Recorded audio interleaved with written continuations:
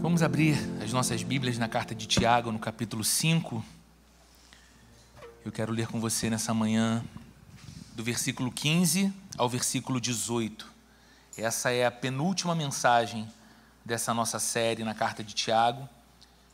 Estamos caminhando há 6 meses nessa carta tão maravilhosa das Escrituras, buscando sabedoria prática para as nossas vidas, buscando edificação da nossa fé diante do nosso Deus, e temos encontrado nas palavras de Tiago, nesse texto, uma fonte maravilhosa de todas essas coisas. E hoje nós vamos ler o trecho que se encontra a partir do verso 15, que foi o último verso que lemos na semana passada, e vamos até o verso 18 nessa manhã. Diz assim a Bíblia: a oração feita com fé curará o doente. O Senhor o levantará. E se houver cometido pecados, ele será perdoado. Portanto, confessem os seus pecados uns aos outros e orem uns pelos outros para serem curados. A oração de um justo é poderosa e eficaz. Elias era humano como nós. Ele orou fervorosamente para que não chovesse, e não choveu sobre a terra durante 3 anos e meio. Orou outra vez, e os céus enviaram chuva, e a terra produziu os seus frutos. Até aqui, vamos orar. Senhor, nós acabamos de cantar, nós acabamos de clamar através dessa canção, pedindo pelo preenchimento do Teu Espírito Santo nas nossas vidas. E nós precisamos do Espírito Santo nessa hora. Nós precisamos, Senhor, do Teu Espírito nos conduzindo a toda a verdade pela Tua palavra.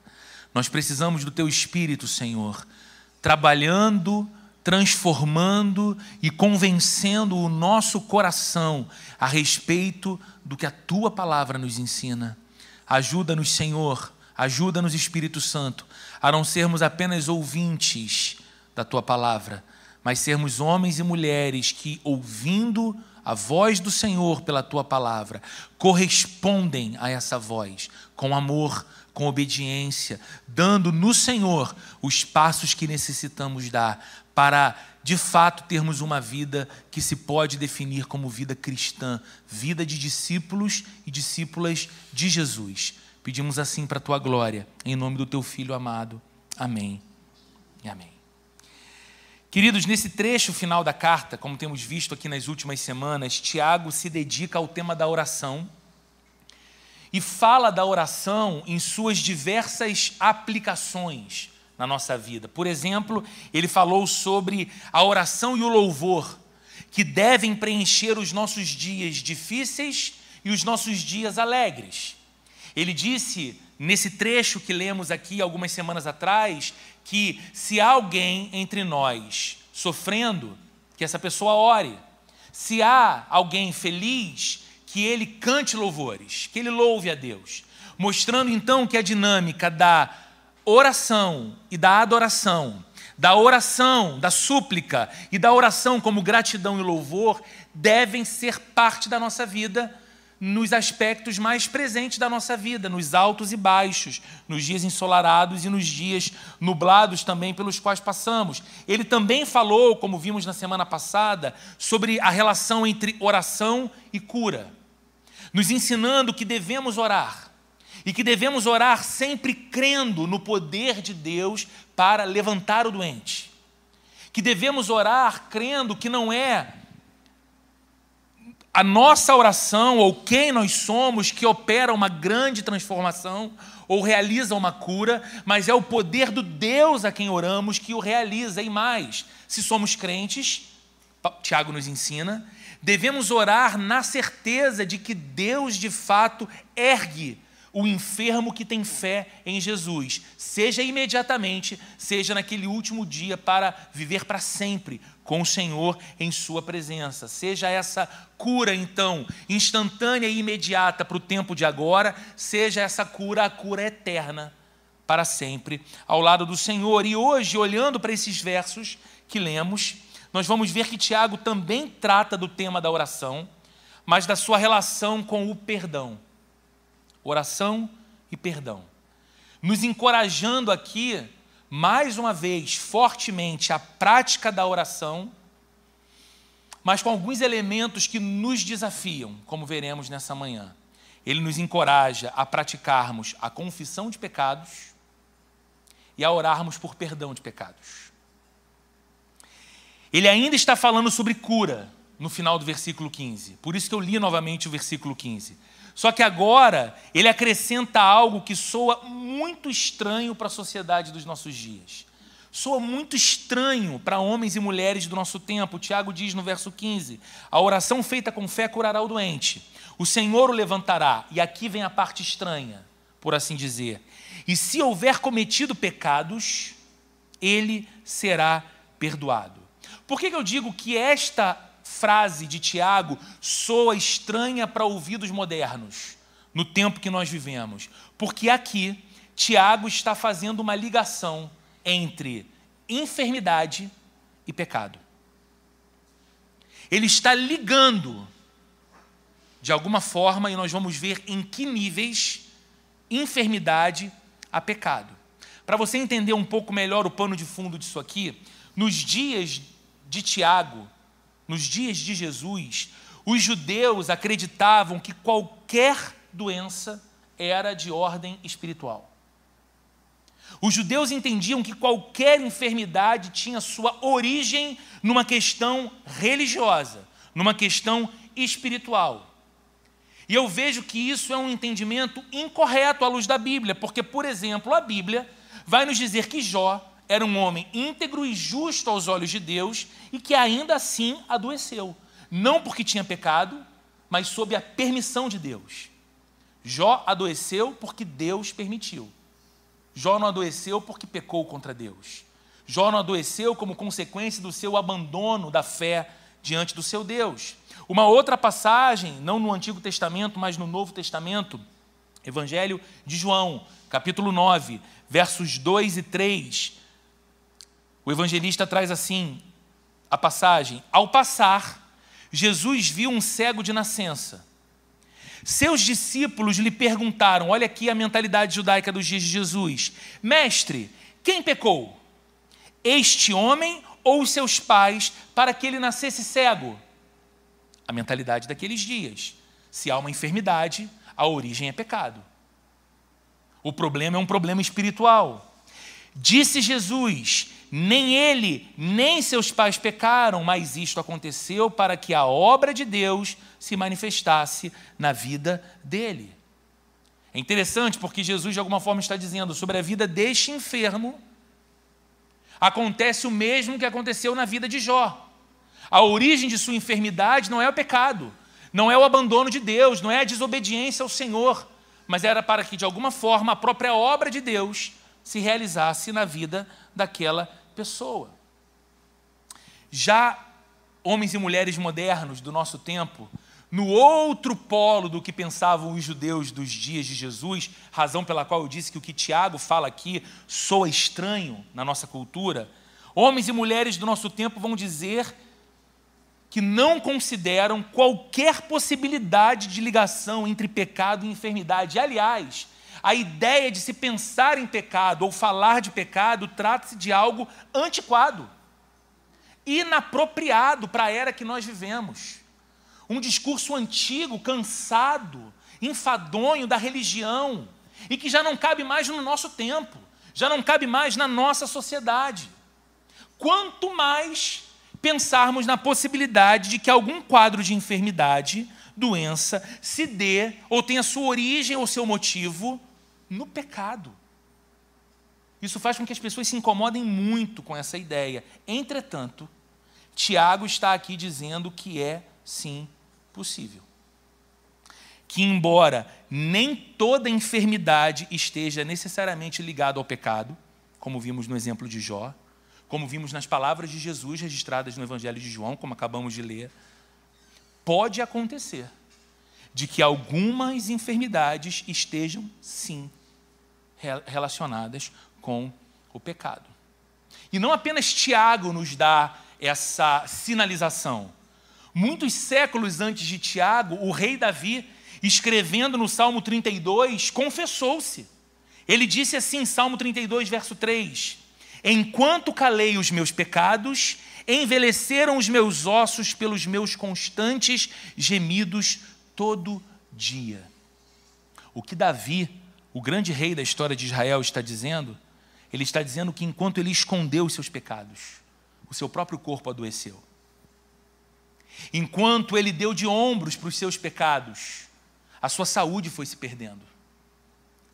Enquanto ele pecava e aquilo já não trazia nenhuma espécie de incômodo ao seu coração e nenhum movimento de mudança de direção, e ele se calou diante de Deus e diante das pessoas, ele próprio sofreu em seu corpo as consequências desse silêncio perigoso.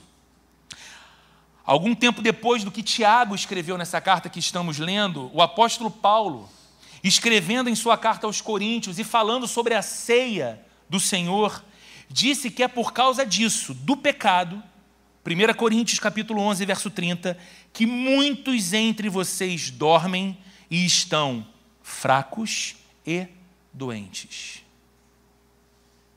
Você sabe que Paulo está falando sobre a santificação quando ele ensina sobre a ceia do Senhor.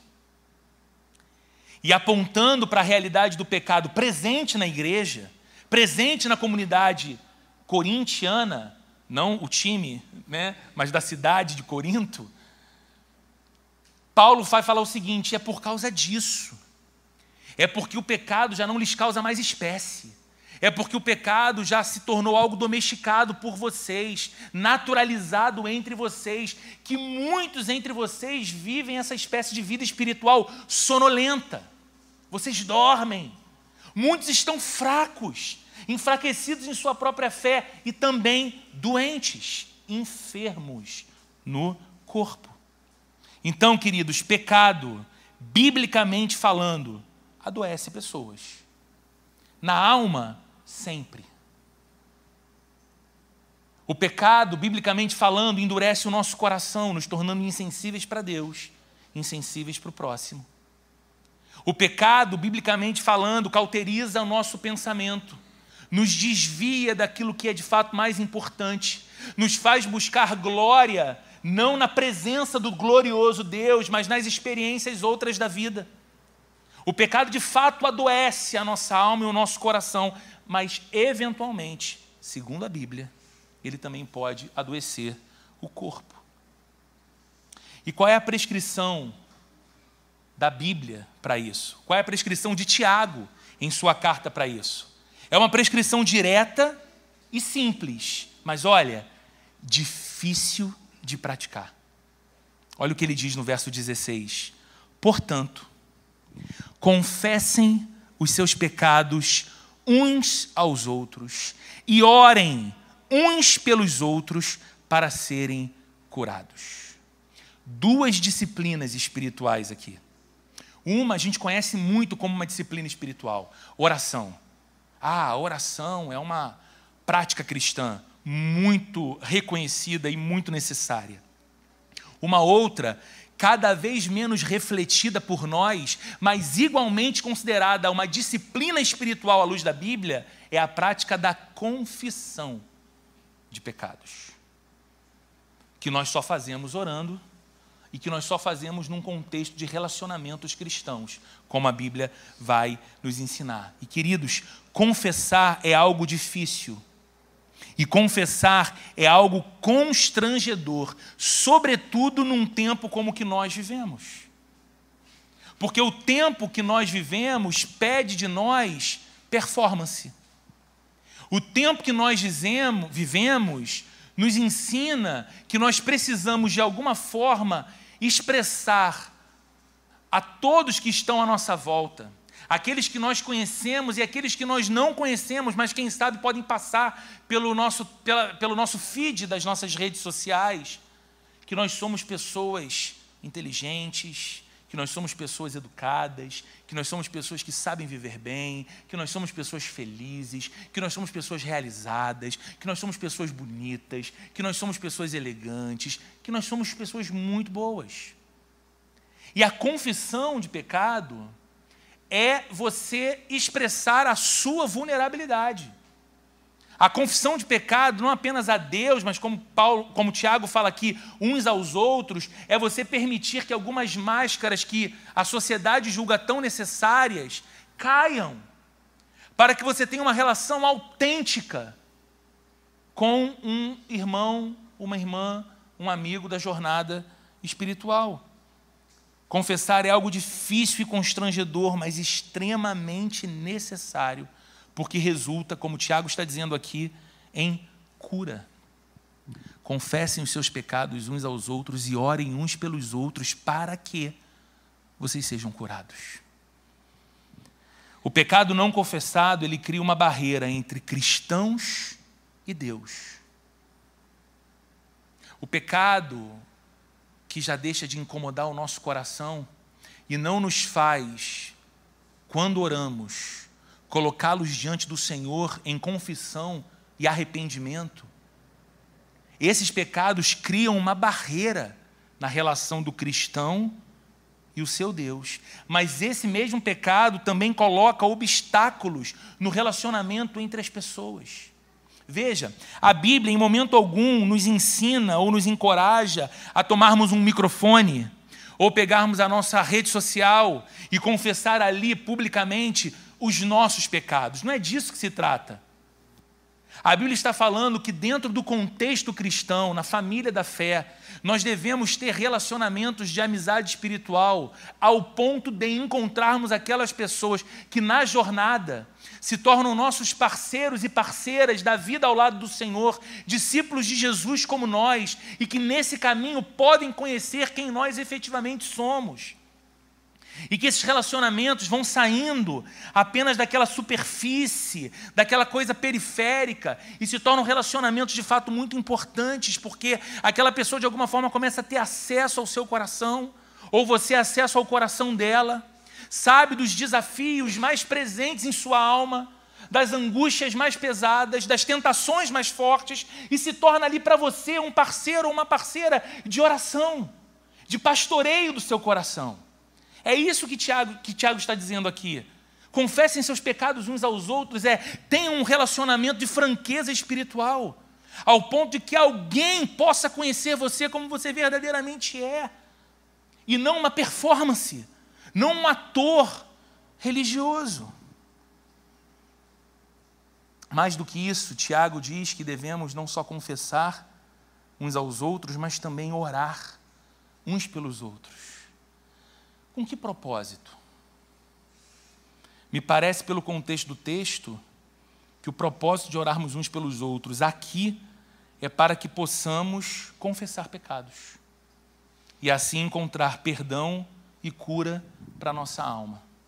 Interessante, né? Porque a gente sabe, e a gente está mais acostumado com a ideia de orar por alguém por conta das suas necessidades. Eu quero orar pela família do João e da Dani, pelos filhos deles. Eu quero orar e interceder pela vida do Fernando e da Rebeca, de um projeto profissional que ele compartilhou comigo, que o Senhor o abençoe, que o Senhor o guie. Isso é maravilhoso. Mas existe um nível de vida cristã e de relacionamento cristão, e por isso, queridos, a igreja é tão importante. A igreja é muito mais do que um lugar para onde você vai uma vez na semana, quando vai. Igreja é essa comunidade onde nós nos tornamos progressivamente irmãos e irmãs, onde nós conhecemos e nos damos a conhecer, onde nós abrimos o nosso coração para a possibilidade de que Deus aproxime de nossas vidas pessoas que nós sequer imaginávamos que estariam próximas um dia, para se tornarem verdadeiros apoiadores da nossa jornada ao lado do Senhor, instrumentos da graça de Deus materializado diante dos nossos olhos. Mas isso só se dá quando o nosso coração se abre para isso e para esse relacionamento. E aqui o contexto é não apenas orar pela saúde fragilizada de um amigo querido, ou orar pelo projeto profissional de um irmão da igreja que compartilhou comigo esse desejo, ou esse movimento de sua vida, mas também, uma vez que eu tenho acesso, pela confiança que alguém depositou em mim, numa relação de amizade espiritual, aquilo que é uma fraqueza, ou uma tentação para o seu coração, eu me torno alguém que oro por ele, oro por ela, inclusive para que o Espírito Santo dê forças a ele ou a ela, para que ela possa continuamente confessar-se diante de Deus, colocar diante de Deus o seu pecado, ao invés de calar e guardar. Mas será que nós podemos orar? Porque esse texto fala sobre essa autocrítica. Eu olho para mim e eu reconheço então os meus pecados. Eu olho para mim e eu reconheço então aquilo que me tenta e muitas vezes me faz tropeçar. Eu olho para o meu coração e consigo perceber aquelas coisas que têm o poder de me desviar de Deus. Por algumas horas, por alguns dias, por semanas ou por anos. Dependendo do que seja e do quanto eu me envolva com aquilo. Então, quando eu percebo isso, a pergunta é, será então que eu posso orar? Se eu percebo que o meu pecado me afasta de Deus, que o meu pecado me torna insensível a Deus, e me torna inclusive insensível às outras pessoas, será que eu ainda posso orar? Porque se o texto de Tiago parasse aqui onde lemos, essa dúvida ficaria no ar. Mas ele diz na parte final do verso 16 que sim, que podemos orar. Afinal, olha o que diz o verso 16 na segunda parte, a oração de um justo é poderosa e eficaz. Cristãos mais antigos, caso estejam presentes aqui, e que têm aquela saudosa lembrança da versão Almeida Revista Atualizada, leem esse texto da seguinte forma, a oração de um justo pode muito em seus efeitos. Pelo sussurro eu vejo que tem crente antigo aqui. Os presbiterianos continuam presentes, alguns batistas também, de origem. A oração de um justo é poderosa e eficaz. A oração de um justo pode muito em seus efeitos. Então entenda, a Bíblia não está dizendo que a oração é destinada a uma elite espiritual chamada os justos.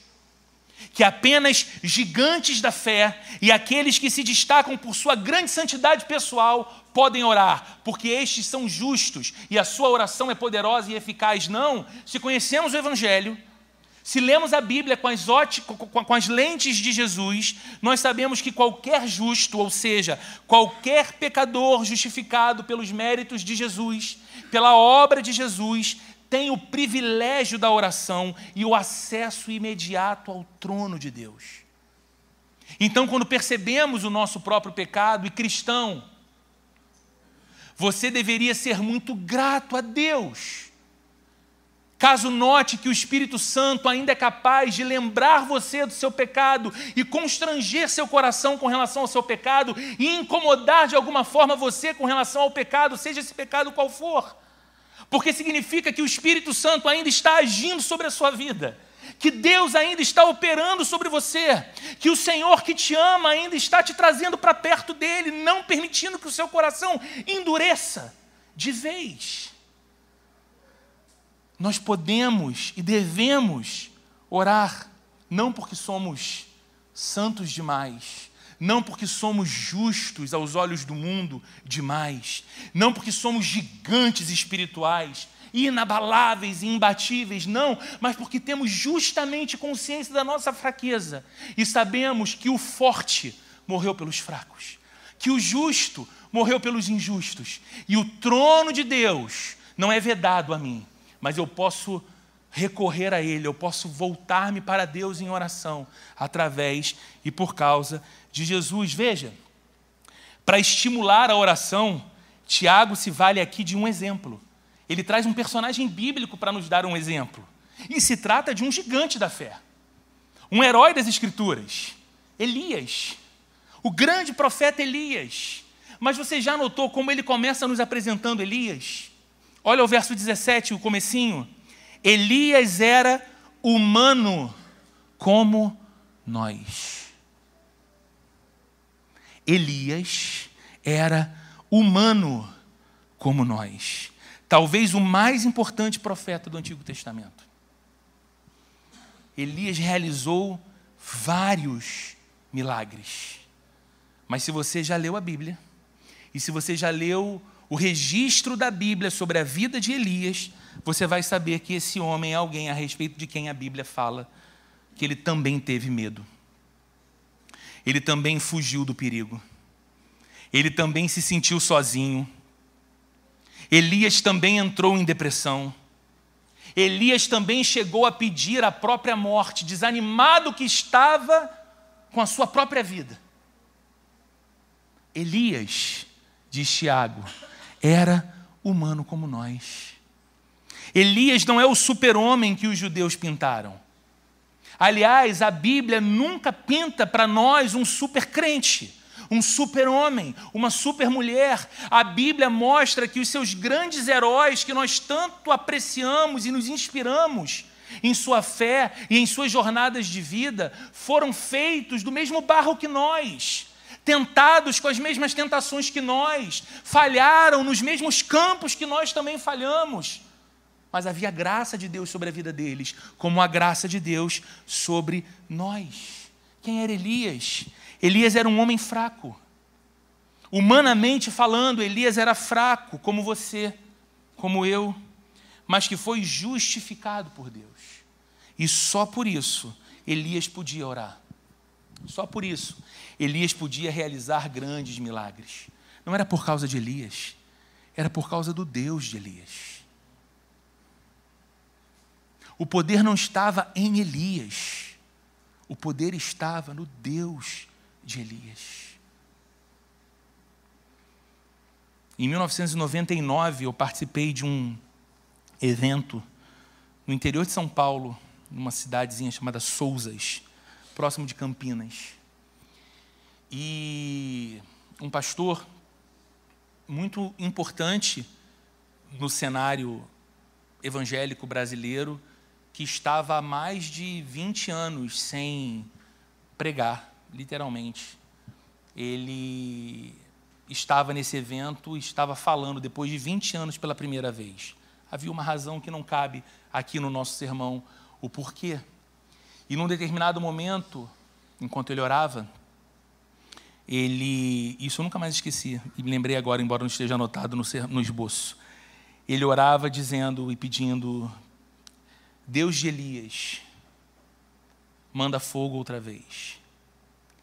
E a gente lembra do episódio, né, de Elias orando diante dos profetas de Baal, e fogo do céu descendo e acendendo o altar, e todo aquele grande fenômeno que mostrava a glória de Deus. E naquele contexto, aquele irmão, à época já um senhor muito idoso e muito franzino, baixinho, com a voz muito fraquinha, ele pegava o microfone, e ele era americano, então falava um português bem complicado. Ele orava dizendo assim essas palavras: Deus de Elias, manda fogo. Deus de Elias, manda fogo. E não era uma oração pentecostal, não era uma oração em busca de reações barulhentas daquelas pessoas que estavam ali. Era simplesmente a consciência de alguém que, ao orar, sabia que o poder não estava em si, que o poder não estava nas palavras que ele escolhia para orar, mas ao Deus a quem ele falava, que era o Deus de Elias, que certa vez, quando Elias orou, fez descer fogo do céu e mostrou toda a sua visível glória aos homens ali presentes. E aquele senhorzinho clamava pedindo: Deus, mostra a sua glória de novo. Deus, revela teu poder de novo.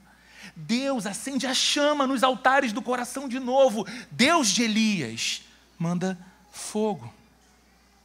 O texto nos diz que esse homem, tão semelhante a você e a mim, verso 17, parte final, e o verso 18, orou fervorosamente para que não chovesse, e não choveu sobre a terra durante 3 anos e meio. Orou outra vez, e os céus enviaram chuva, e a terra produziu seus frutos. Veja que interessante, talvez você não seja tão grande aos olhos dos homens, como eu não sou tão grande aos olhos dos homens.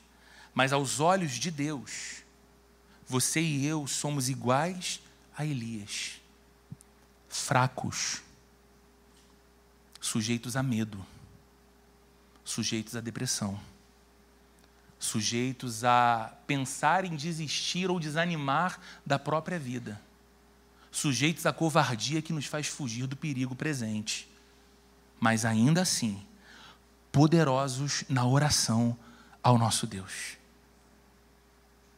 Aos olhos do mundo, podemos não ser grande coisa. Aos olhos de Deus, somos como Elias, podemos orar. E podemos orar por causa da justiça de Cristo, que tornou todo aquele que entregou sua vida a Jesus em um justo aos olhos de Deus. Podemos orar não porque somos grandes, não porque somos ungidos em nós mesmos, não porque somos preparados ou temos méritos para isso, mas podemos orar. Podemos nos aproximar da presença viva do Deus Todo-Poderoso por causa da justificação que encontramos em Jesus. E se podemos, irmãos, por que não fazemos mais frequentemente? Essa pergunta me angustia. Eu não sei o que ela causa em você. Se não nos é vedada a oração,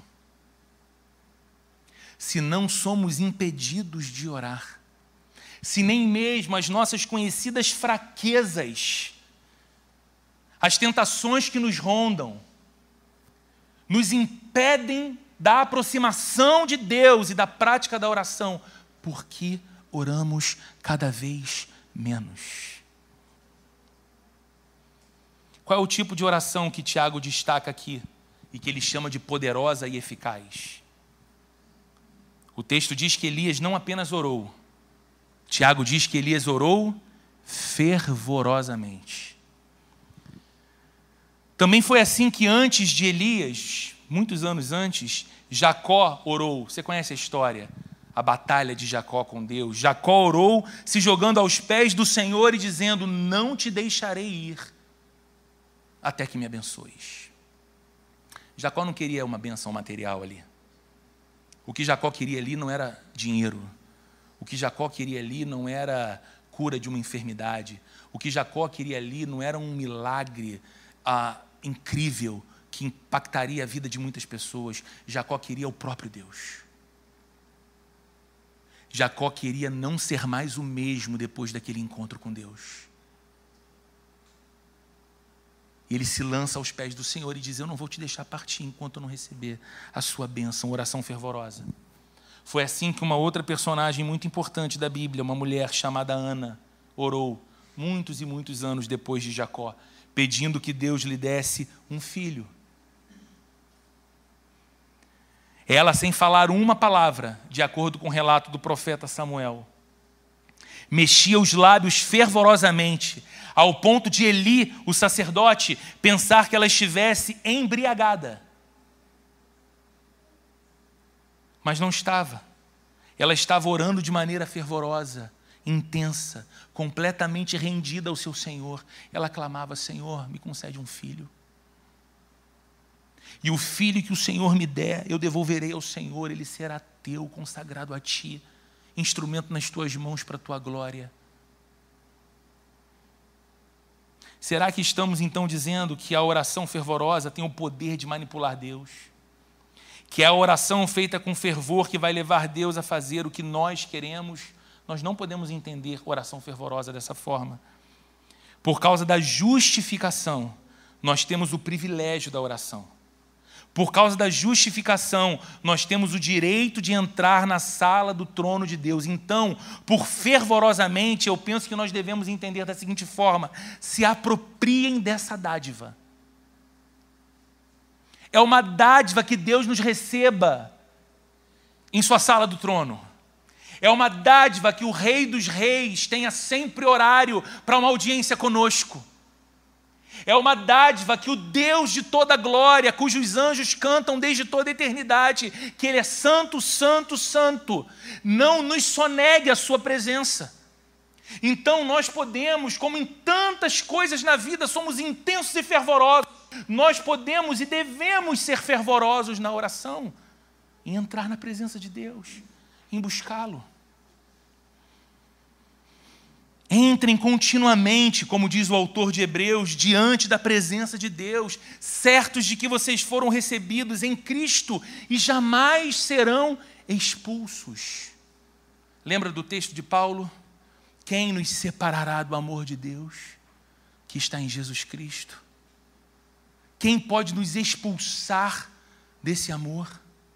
Então nós podemos fervorosamente entrar na presença de Deus, certos de que seremos sempre recebidos, porque fomos recebidos por Cristo.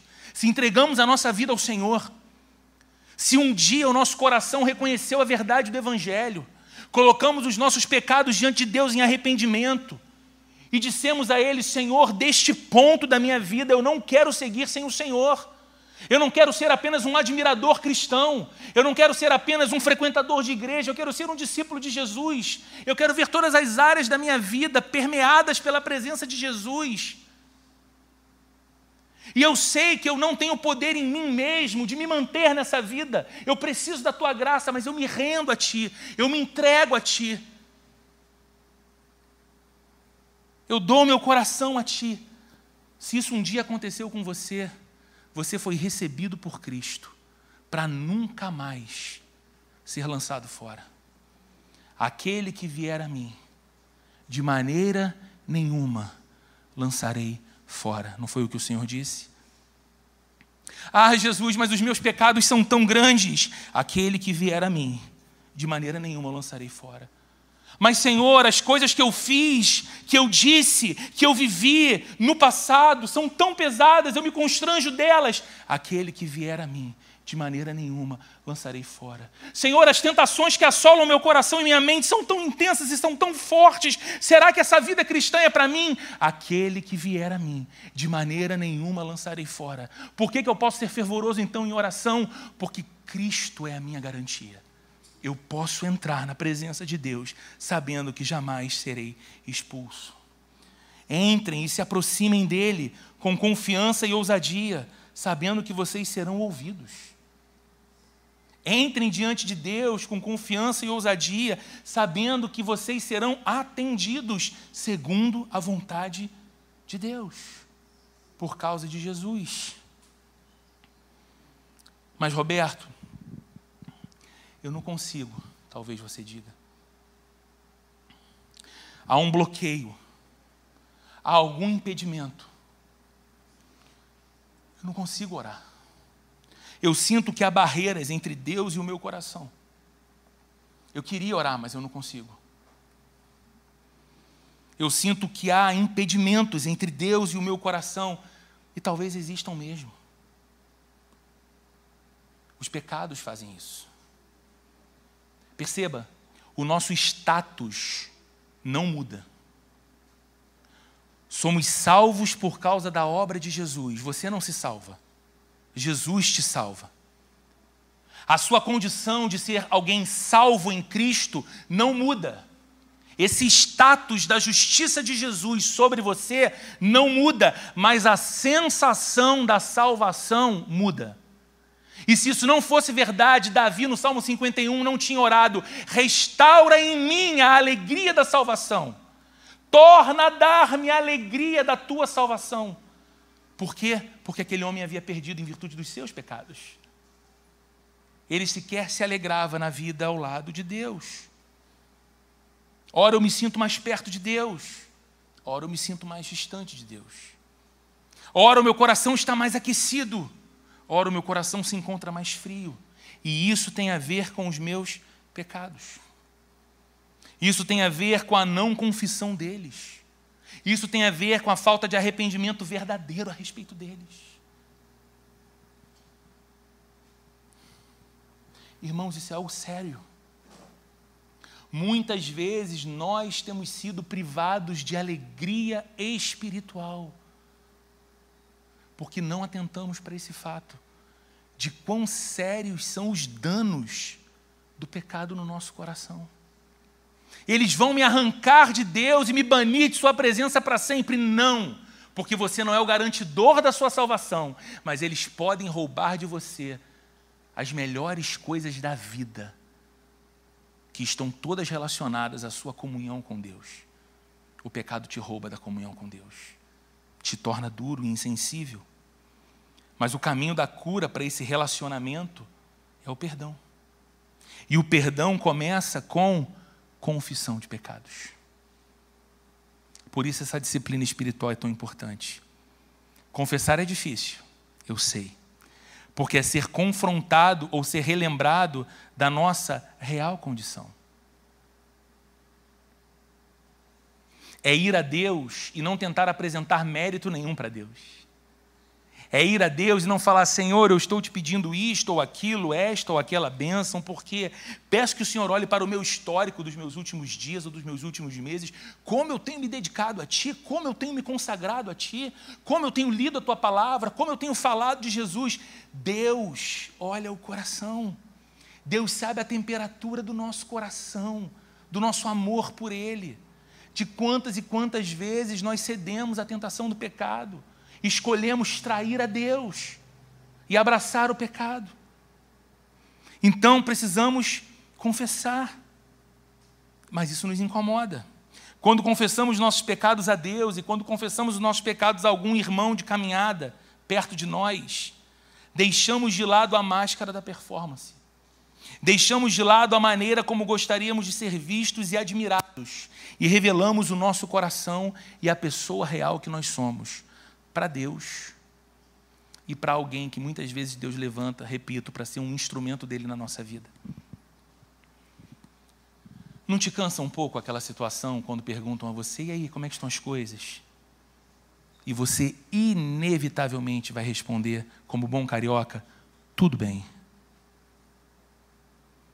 A Renata, a esposa do Anderson, que hoje não está aqui, costuma dizer assim, quando eu pergunto para ela, e aí, Renata, tudo bem? E ela fala assim, tudo é muita coisa. Tudo é muita coisa. Mas a gente vive num tempo em que a expectativa é que a gente simplesmente responda assim, porque a pessoa perguntou só por educação. Ela só foi educada, você está achando que encontrou um amigo para desabafar ali. Ainda bem que você perguntou, deixa eu te contar o que está se passando comigo. Mas Deus quer que tenhamos pessoas assim próximas de nós. Claro, tenha cautela, não vai ser todo mundo. Mas esteja atento para perceber as pessoas de quem Deus tem aproximado de você. O quanto essa pessoa pode ser um instrumento da graça de Deus na sua vida. Como pastor, a gente é acostumado a ouvir muitas coisas. E a gente até ouve as confissões e os pedidos de ajuda de algumas pessoas. Mas isso não é uma exclusividade do ministério pastoral. Isso é uma demanda da igreja como comunidade. Nós precisamos cultivar, essa expressão que eu já usei algumas vezes aqui hoje, que eu aprendi com um precioso pastor já falecido, chamado Eugene Peterson, amizades espirituais.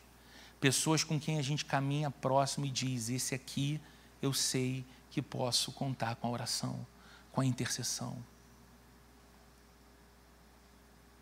Eu tenho essas pessoas na minha vida, irmãos. Porque eu não tenho nenhuma pretensão que em tempo algum, nenhum de vocês ou de qualquer pessoa que se aproxime dessa igreja pense estar diante de um super crente, de um super homem, de um super pastor, que sempre tem todas as respostas, que sabe absolutamente tudo o que fazer. Não, eu não sei. Eu também tenho medo. Eu também tenho dúvidas. Eu também tenho ansiedade. Eu também me preocupo. Me preocupo com as coisas mais banais e com as coisas mais sérias. Eu também perco o sono, angustiado com uma situação muito séria, às vezes da vida de alguém que eu não estou sabendo como ajudar. E eu também perco o sono por bobeira, como com Botafogo. Eu sou humano. E é bom ter gente na caminhada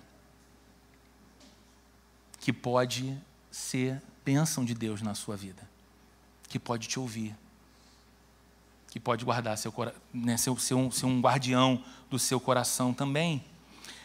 Confessar, embora seja difícil, é agradável ao cristão. Sabe por quê? E aqui eu estou encerrando. Confessar é agradável ao cristão porque nos lembra do Evangelho. O que o Evangelho nos diz? O Evangelho nos diz que nós não temos amizade com Deus porque somos perfeitos. Nós não temos amizade com Deus porque somos puros. Nós não temos amizade com Deus porque conseguimos entregar para Deus tudo o que Deus espera de nós, como nosso Senhor e como o nosso Criador. O Evangelho diz que nós temos amizade com Deus por causa de Jesus. Ele sim, o perfeito, que morreu para justificar os imperfeitos. Então, quando eu confesso, quando eu me apresento diante de Deus para colocar, Senhor, está aqui diante do Senhor a minha confissão do meu pecado, da minha fraqueza, do que me tenta, do que me faz tropeçar. Eu estou relembrando ao meu próprio coração que o ser cristão, ser discípulo de Jesus, não é algo que eu construí e que eu consigo garantir. Eu não consigo garantir isso. É Deus perseverando em mim, e é por isso que os pecados dos cristãos não podem definitivamente afastá-los de Deus. Eles podem nos dar a sensação do isolamento. Não porque Deus foi para longe, mas porque os nossos pecados nos tiraram do caminho. Contudo, eu que sou cristão, eu que entendi o Evangelho, em vez de correr para longe de Deus por causa dos meus pecados, devo correr para perto dele, quebrantado pela minha confissão, mas feliz por saber que pela graça eu sou salvo e aceito por Jesus, para a glória de Deus. Porque eu posso confessar pecado? Porque Deus não está esperando de mim uma máscara performática. Deus quer a sinceridade do meu coração. E a sinceridade do meu coração começa em reconhecer que eu não posso salvar a mim mesmo. E eu não posso manter-me numa vida de santidade por mim mesmo. É obra de Deus em mim, é graça de Deus sobre mim, é unção do Espírito Santo derramada em mim, o que me torna conscientemente mais dependente e me leva mais ainda à prática da oração e me leva mais ainda a me aproximar de relacionamentos que podem ser inspiradores para a minha caminhada de fé. Gente com quem eu posso ser eu mesmo. Eu louvo a Deus, queridos, e aqui eu encerro de fato, desligando o iPad. Eu louvo a Deus, porque nesses 20 e tantos anos, quase 30 anos, de caminhada ao lado de Jesus, foram muitas e muitas e muitas pessoas, humanas como eu, fracos como eu, que Deus levantou e colocou do meu lado, e que me ajudaram demais a crescer, e a amadurecer, e a vencer pecados, e a superar desafios, e me aproximar mais de Deus, porque estavam ao meu lado, não apenas para me criticar no meu erro, nem também para massagear o meu ego como se tudo estivesse bem, mas para me ajudar a olhar para a cruz que me transforma. Nós precisamos muito, muito nos voltar para isso que Tiago dedica tanto texto no final de sua carta, a prática da oração. Nós precisamos voltar a orar mais por perdão de pecados. Nós precisamos voltar a orar mais por confissão de pecado verdadeira em nós e em nosso meio. E nós precisamos de maturidade cristã para sermos talvez essas pessoas que Deus quer usar para que outros possam se aproximar e confessar as suas fraquezas. Sabe o que você vai perceber quando isso acontecer, perto de você ou com você? Que a igreja não é a comunidade dos perfeitos. A igreja é a comunidade dos quebrados que estão sendo restaurados por Jesus. Sabe o que você vai perceber também? Que o pecado é feio. Que o pecado é muito feio. Mas que a graça de Cristo é tão bela e tão transformadora que você não vai viver mais a utopia de ser um sommelier de igreja, que tenta procurar o culto perfeito e a comunidade perfeita e a pregação perfeita, mas você começa a entender que Deus te estabeleceu numa comunidade para criar raízes numa comunidade, florescer naquela comunidade, ser abençoado e ser bênção para a vida de outros, através disso também. Vamos orar? Senhor, bendizemos o Teu nome nessa manhã. Obrigado por Tua palavra. Obrigado porque ela nos desafia, nos chacoalha, nos tira da nossa zona de conforto, nos coloca num lugar literalmente desconfortável para nós, porque nós estimamos muito a nossa própria imagem, Senhor. Nós queremos ser vistos como admiráveis, belos, sábios, santos, mas o Senhor sabe quem nós somos. O Senhor sabe as nossas fraquezas. Nós não precisamos, se formos aceitos pelo Deus de toda a glória em Cristo Jesus, de uma performance fingindo uma vida que não é a nossa vida. Nós precisamos de sinceridade na caminhada ao teu lado. Então, Senhor, nos ajuda a orar mais, nos ajuda a buscar mais a tua presença, nos ajuda, Espírito Santo, a ter um coração iluminado que percebe o pecado e se arrepende verdadeiramente dele. Coloca diante do Senhor esse pecado, pedindo perdão e confiando na graça de Jesus para ser perdoado, transformado, restaurado. Mas ajuda-nos também, Senhor, a sermos instrumentos na vida de alguém, e que tenhamos pessoas ao nosso lado que sejam instrumentos teus em nossas vidas, de modo que possamos confessar também uns aos outros os nossos desafios, os nossos pecados, as nossas lutas, e termos amigos ao nosso lado que oram conosco, intercedem por nós, ensinam o nosso coração e batalham a batalha do Evangelho com a gente, em nome de Jesus. Senhor, se alguém nessa manhã, ouvindo tua palavra, Senhor, sentiu o coração despertado para essa realidade, Deus, alguém que talvez namore com o Evangelho há algum tempo, mas não tenha tomado a decisão definitiva, de fato, de entregar a vida por completo a Jesus, talvez porque receie, pensando que deve ele ou ela ainda cuidar de algo, preparar algo para que isso aconteça, que o teu Espírito Santo trabalhe sobre esse coração, que o teu Espírito Santo abra de fato esse coração, que essa seja uma manhã de entrega, que essa seja uma manhã de conversão, que essa seja uma manhã de encontro contigo, e que o Senhor conduza a vida dessa pessoa querida a um relacionamento contigo, a um relacionamento com a igreja do Senhor, ao batismo, à vida de discípulo de Jesus, para a tua glória, Senhor. Que o amor de Deus, o nosso Pai, a graça de nosso Senhor e Salvador Jesus Cristo e a comunhão e a consolação do Espírito Santo esteja presente com cada um de nós, hoje e para todo sempre.